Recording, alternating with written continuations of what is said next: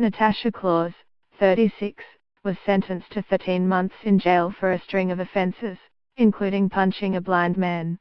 A woman who was caught riding naked on a motorcycle, performing a sex act on a high street shopper and punching a blind man in the chest has been jailed. Natasha Claus, 36, arrived at court 4 hours late and appeared before Judge Peter Ross, who jailed her immediately and imposed a criminal behavior order, which means she has been barred from the entire town of Woking, Surrey. She admitted charges including outraging public decency, which followed being caught by a high street shopper in the middle of a sexual act with a man, which Judge Ross said was no doubt for money.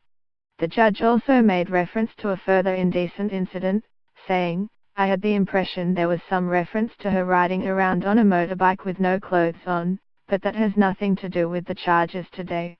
He sent repeat offender Claus to jail for 13 months for a string of offences, including breaching a previous suspended jail term. Dressed in a black and white striped jumper and with her blonde hair tied back, Claus appeared at Guildford Crown Court to be sentenced last week.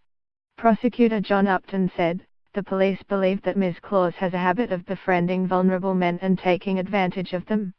Nigel Coates was one of these." The council later threatened to evict him from his one-bedroomed flat because of her antisocial behavior. They had arguments which escalated over various phone calls. She then approached him in the kitchen with either a fist or the palm of her hand. He could tell as he is registered blind.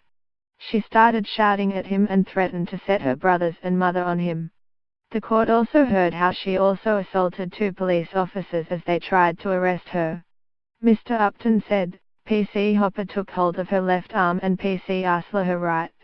She pushed her arms away and resisted. She kicked PC Hopper in the leg, and yelled UP *********C*** T at least twice," said the prosecutor. Judge Moss also heard how a woman who was walking with her children spotted Claus engaging in sexual behavior in the middle of the street.